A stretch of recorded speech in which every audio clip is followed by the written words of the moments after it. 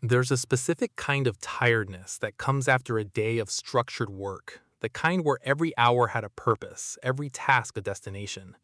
You finish it all and somehow feel less than when you started. That's the feeling I was sitting with when I found myself, completely by accident, down a 3 hour detour that started with a single question. Why do certain musical notes feel melancholic? It sounds like a small thing, but questions rarely stay small if you let them breathe. That one question led me into psychoacoustics, the science of how sound interacts with human perception, which pulled me sideways into the history of tuning systems, the fact that the notes we consider standard today were once deeply contested. And then, somehow, I ended up somewhere I'd never been before, a corner of music theory involving medieval church modes, scales with names I couldn't pronounce, built for purposes I barely understood. I hadn't planned any of it. There was no goal, no outcome I was working toward. By every conventional measure of a productive afternoon, it was a failure. But I felt more alive at the end of those 3 hours than I had in weeks. There's something worth sitting with in that.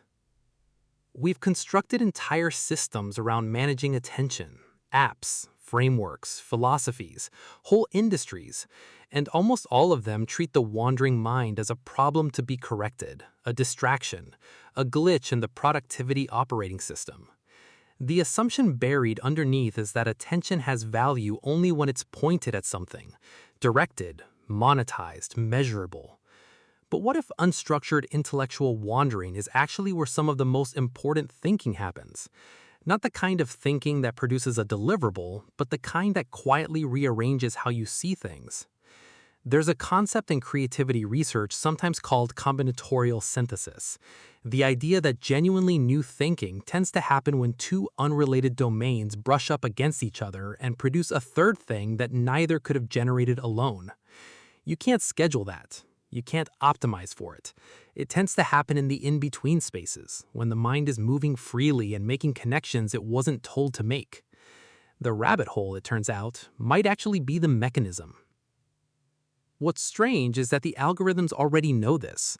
They've studied the rabbit hole with extraordinary precision, not to protect it, but to replicate just enough of its feeling to keep you scrolling. The engineered version gives you the sensation of discovery without the substance of it. You follow a thread, but someone else tied the knots. The original rabbit hole is something different. It belongs to you. It starts with your question, follows your instincts, takes you somewhere no recommendation engine would have thought to send you. And when you finally surface, hours later, slightly dazed with a head full of medieval modes or obscure tuning controversies, or whatever strange country your mind wandered into, you're different in some small, hard-to-name way. Maybe that's what genuine curiosity actually does. Not inform you, reshape you. We talk a lot about protecting our time and protecting our sleep and protecting our focus. But I'm starting to wonder whether the thing most worth protecting is the unscheduled afternoon, the one with no agenda, no outcome, no optimized pathway through the information. Just the question you actually care about, and the freedom to follow it wherever it decides to go. When was the last time you let yourself get genuinely lost in something? Not because it was useful, not because it was going anywhere, but simply because some part of you needed to know.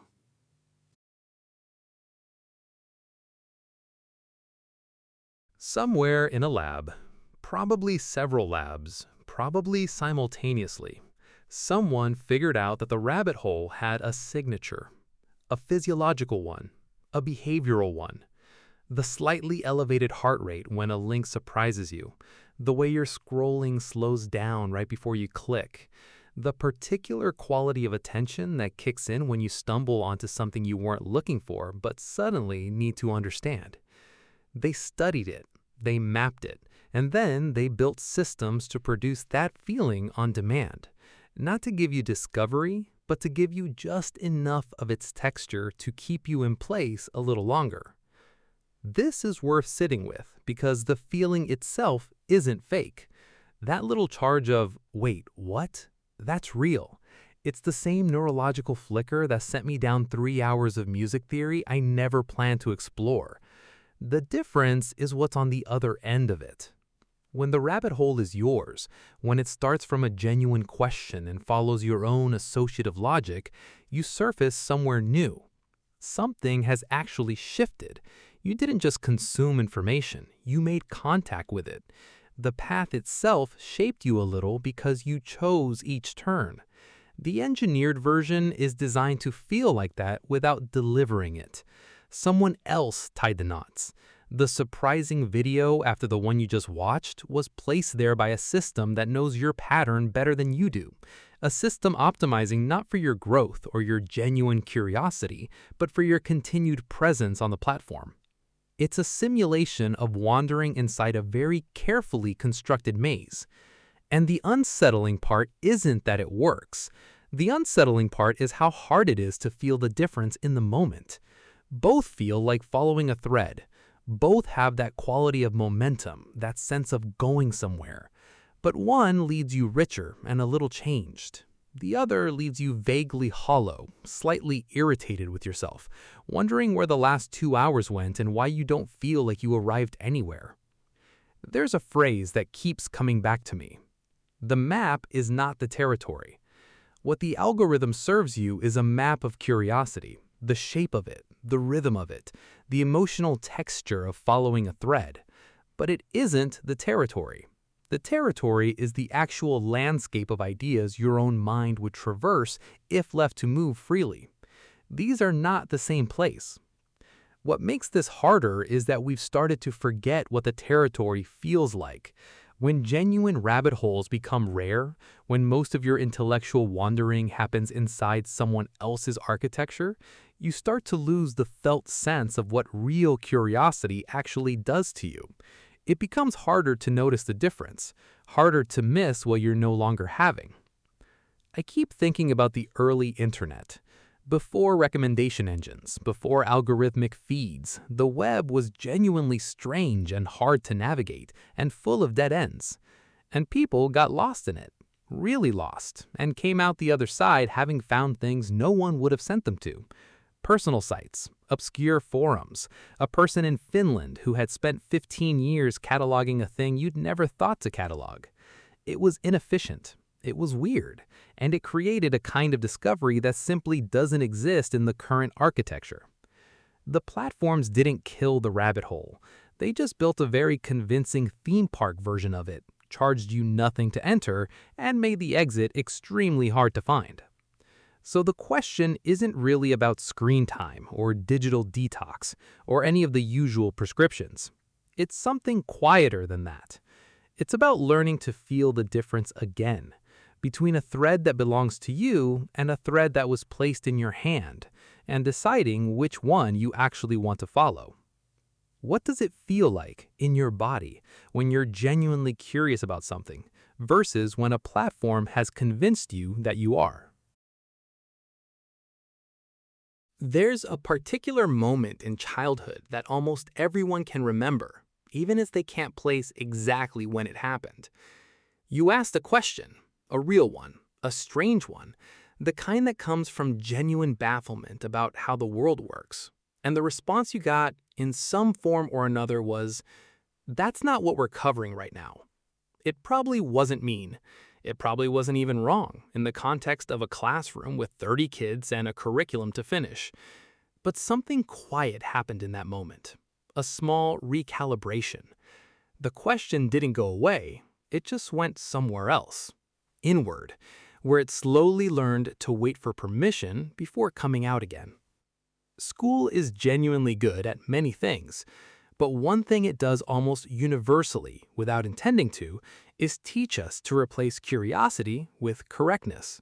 The goal stops being, "I want to understand this," and starts being, "I want to get this right." And those two orientations feel similar from the outside, but produce entirely different inner lives. Curiosity is comfortable with not knowing. It finds not knowing interesting, even pleasurable, a gap worth leaning into.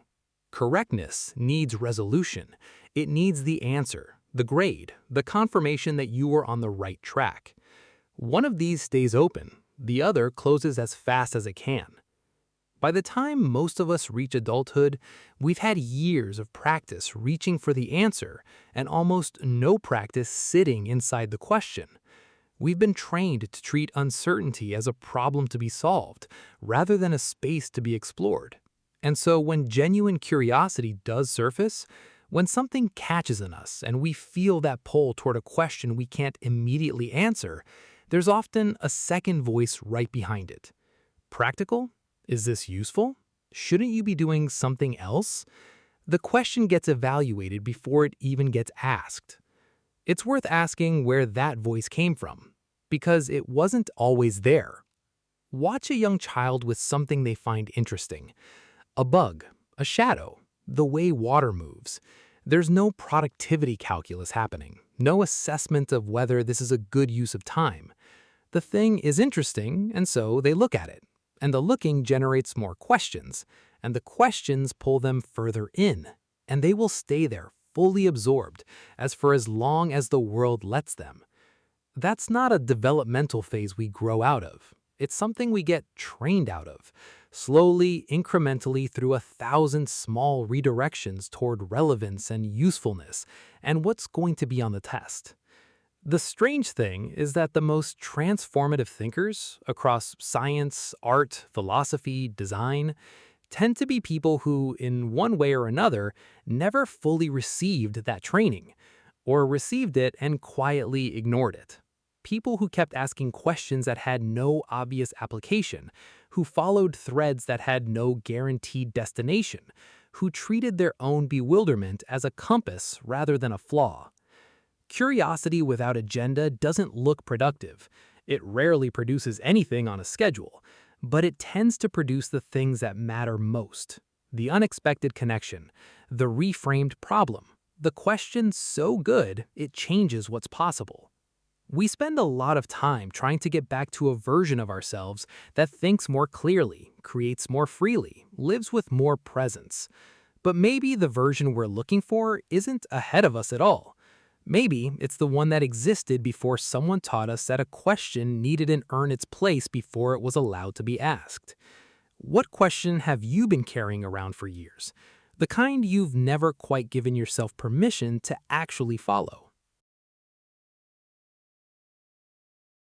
There's a story about Auguste Kekulé that I keep coming back to. He was a chemist in the 1800s, stuck on a problem that had resisted him for years, the molecular structure of benzene. The answer came to him in a daydream, a snake eating its own tail. He woke from it and understood, almost immediately, that benzene was a ring.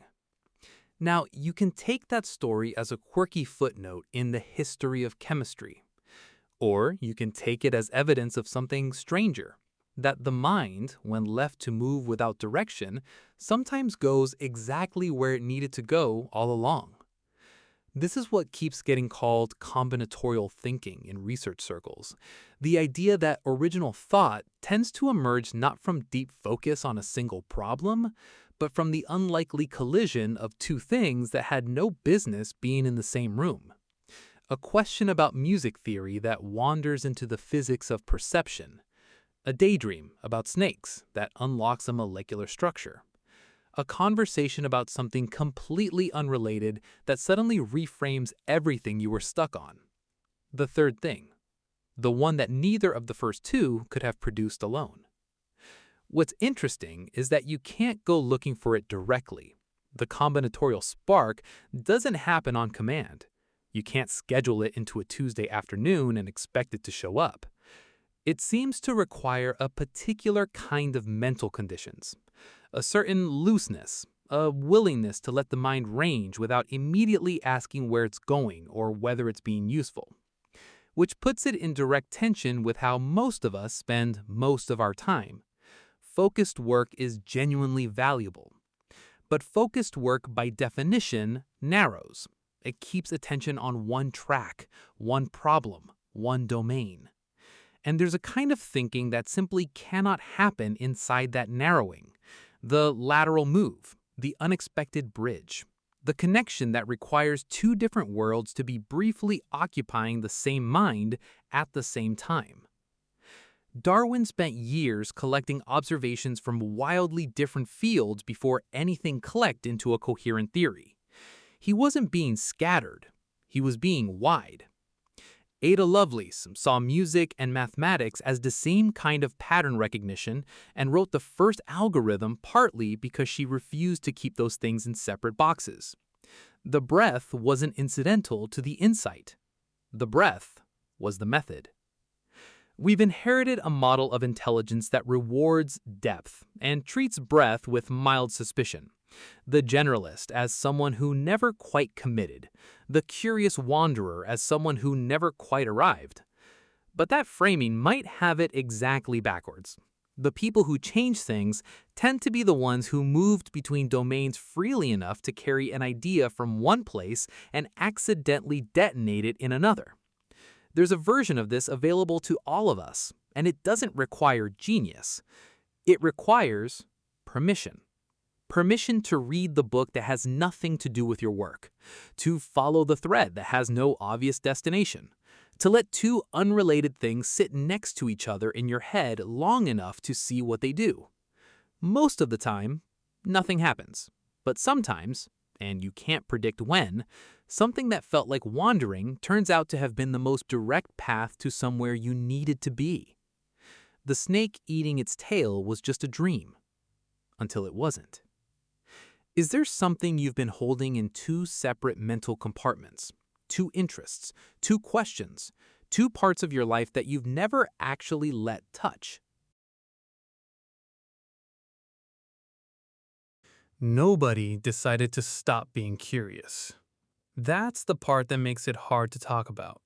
There was no moment, no choice, no morning you woke up and thought, you know what, I'm done following interesting things. It happened the way most slow losses happen. Gradually, then all at once. And by the time you notice, you're not even sure what you're missing. The attention economy didn't invent distraction, but it industrialized it.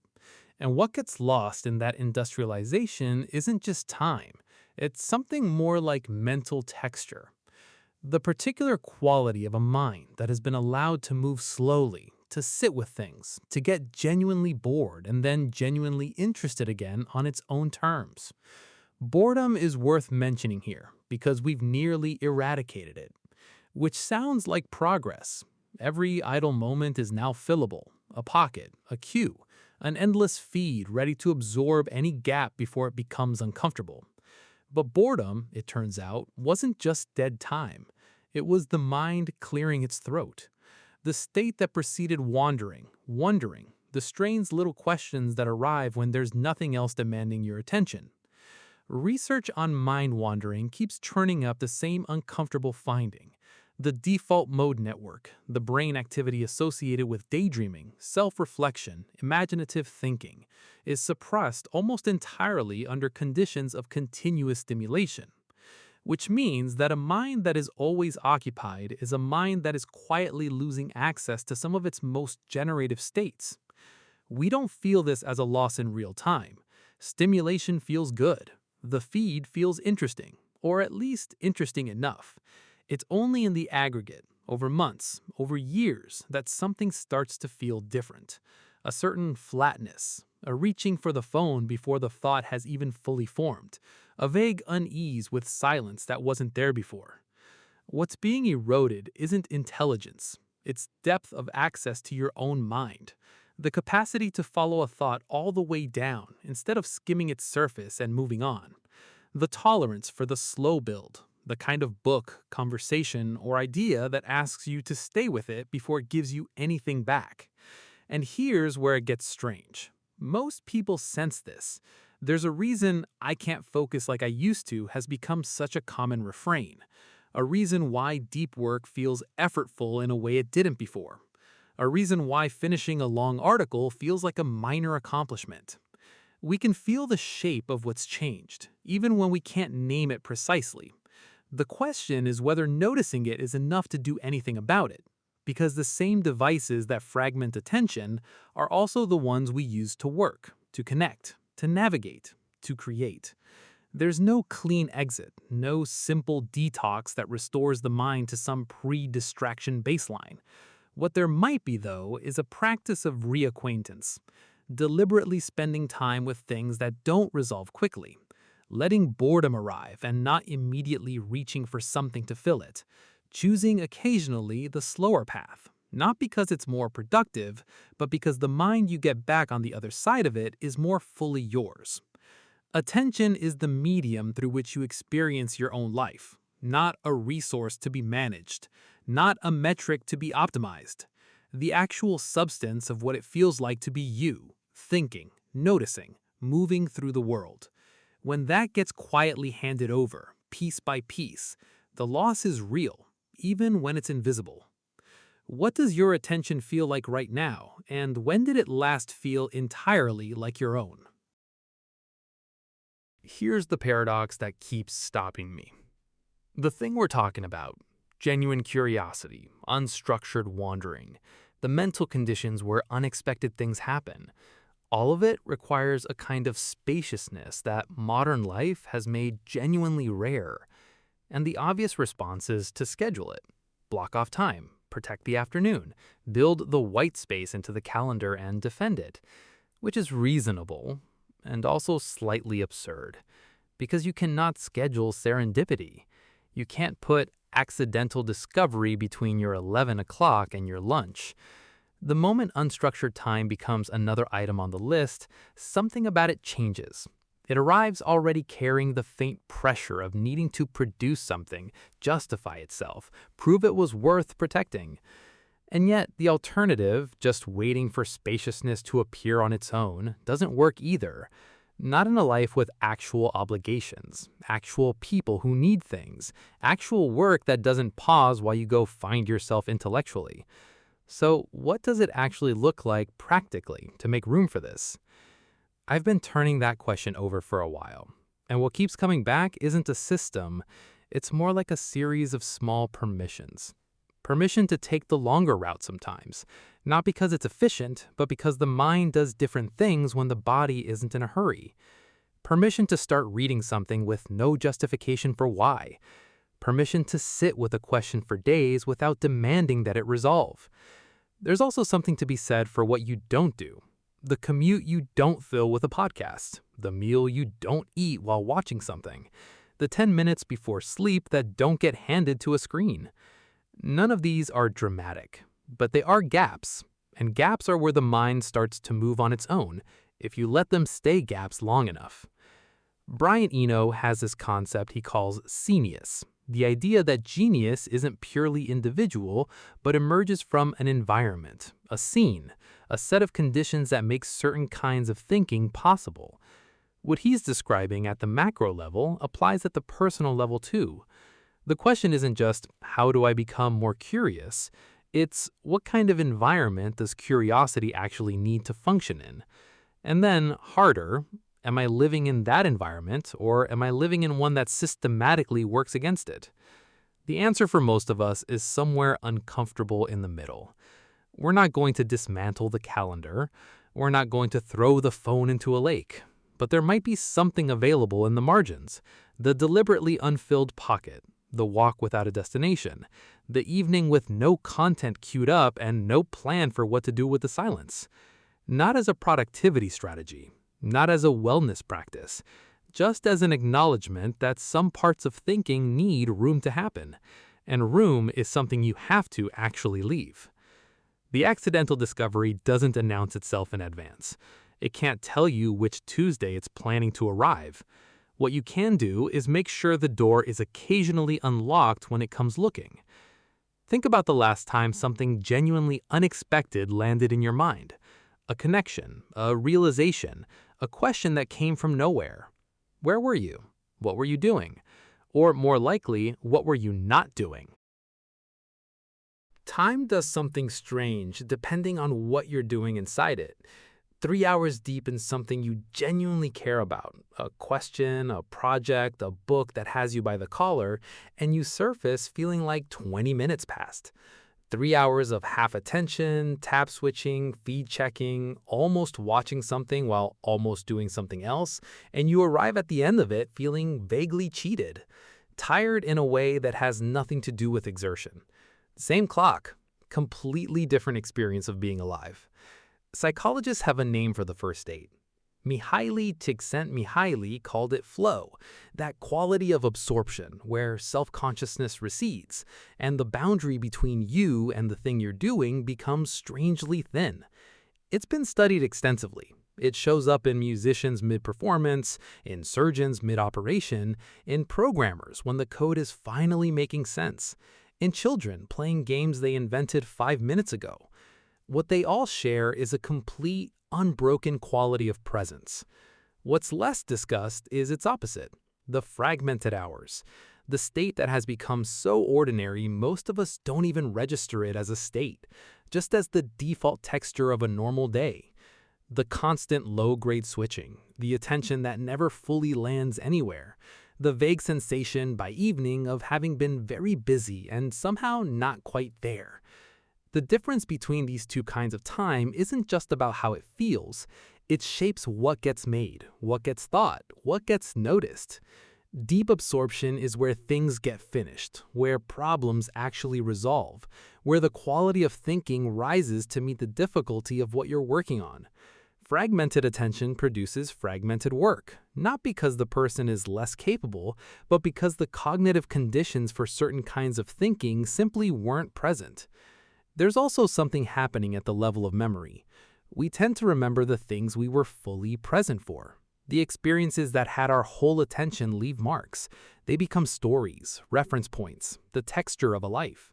The fragmented hours, by contrast, tend to dissolve. You can lose entire afternoons, entire weeks to a quality of half-presence that leaves almost no trace in memory at all. Which means, in some real sense, those hours are not fully lived. This isn't an argument for productivity. Flow doesn't care whether you're building a company or building a sandcastle. What it cares about is the quality of the meeting between you and the thing, whether you actually showed up. The rabbit hole, the genuine one, driven by real curiosity, tends to produce this state almost automatically, because curiosity is inherently absorbing. When something actually interests you, the usual background noise of self-monitoring quiets down.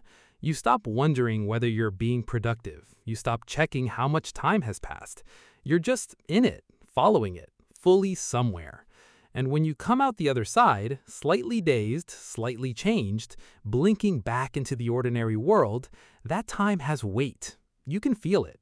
It existed in a way that the fragmented hours don't quite manage to. Maybe that's the thing worth chasing. Not efficiency, not output, but hours that feel inhabited when you look back at them. Time that left something behind. Think about the last time you were so absorbed in something that you genuinely lost track of where you were. What was it? And how long ago was it? Most questions don't survive the first 5 seconds. Something catches, a word, a half-formed thought, a small snag of curiosity, and before it can fully surface, something else moves in. Practical? Relevant? Is this really worth the detour? And just like that, the question folds back into wherever questions go when they don't get asked. We rarely notice this happening. It's too fast, too automatic, a kind of internal triage that runs below conscious thought, sorting incoming curiosity into worthy and unworthy, before we've even had a chance to look at it. The worthy ones get followed. The rest get quietly discarded, dozens of times a day, without ceremony or record. But occasionally, one of them doesn't quite disappear. It lingers at the edge of things, surfacing in the shower, or on a long drive, or in that strange window between sleep and waking when the internal editor hasn't quite come back online yet. A question you didn't mean to keep. I find these lingering ones fascinating, not because they're necessarily the most important questions. Sometimes they're completely trivial on the surface. But the fact that they stayed suggests something. Some part of you decided, below the level of conscious decision, that this one wasn't finished, that there was something in it worth returning to. There's a concept in art and writing sometimes called the hotspot, the image or idea that keeps coming back to you without obvious explanation, the one that has an irrational charge to it you can't fully account for. Teachers of creative work will often tell students to follow those rather than the ideas that seem most sensible, most developed, most ready to become something. The hotspot is hot for a reason, even when the reason isn't yet visible. Curiosity works the same way. The question that won't leave you alone is telling you something. Not necessarily that it has a great answer. Sometimes the most persistent questions are unanswerable in any final sense, but that there's territory there worth moving through. Something your mind has decided is alive, even when you keep telling it you're too busy to look. What strikes me is how many rabbit holes never happen. Not because the curiosity wasn't there, but because it got evaluated too quickly and found wanting. Too niche, too impractical, too hard to explain why you care about it. And so, an afternoon that might have led somewhere unexpected instead stays on the road it was already on. There's a kind of intellectual courage in following something you can't justify. In saying, I don't know why this interests me, I don't know where it goes, I don't have a reason that would satisfy anyone who asked, and following it anyway. Not recklessly, just honestly. Because the questions that arrive pre-justified, pre-purposeful, already wearing their credentials, those are fine. They tend to produce the expected things. But the ones that sneak up on you, that survive being dismissed, that are still there when you come back, those are the ones that occasionally lead somewhere you couldn't have planned your way to. The detour that changes something rarely announces itself as important when it begins. It just begins. Small, sideways, slightly embarrassing in its specificity. Why do minor keys feel melancholic? Why does that word come from that other word? Why does that particular corner of history feel like it's pulling at something? The question is always small at the start. What it leads to is the part you couldn't have predicted. What's something you've been quietly curious about for a long time? Something you keep dismissing as too small or too strange to be worth following, that might actually be worth one unscheduled afternoon? Somewhere along the way, presence became a project. There are apps for it, practices, subscriptions, guided sessions, retreats. A whole industry built around helping you arrive at the moment you're already standing in, which is kind in its way, and also a little strange when you sit with it. Because presence isn't really a technique. It isn't something you apply to experience from the outside. It's more like a quality of contact, the difference between moving through a room and actually being in it, between eating something and tasting it, between talking to someone and actually hearing them. Genuine curiosity does this almost without trying. When something truly interests you, when a question catches and your mind leans toward it, you don't have to remind yourself to be present. You just are. The gap between you and the thing you're paying attention to closes on its own. Not because you practice closing it, but because real interest is by its nature a form of contact. This might be why the rabbit hole feels so different from scrolling, even when both involve following one thing to another. Scrolling keeps you at a slight remove, a spectator moving through a stream of things that are happening to you. Curiosity pulls you in. You're no longer watching the information from the outside. You're inside it, moving with it, part of the same system. And here's what's interesting about that quality of contact. It doesn't require anything remarkable to happen. The subject doesn't have to be profound. Some of the most fully present moments I can recall involve genuinely minor things. The etymology of a word that turned out to be stranger than expected. A bird I saw once and spent an afternoon trying to identify. The way a particular piece of music kept resolving in a direction I didn't predict. None of it was important. All of it was alive.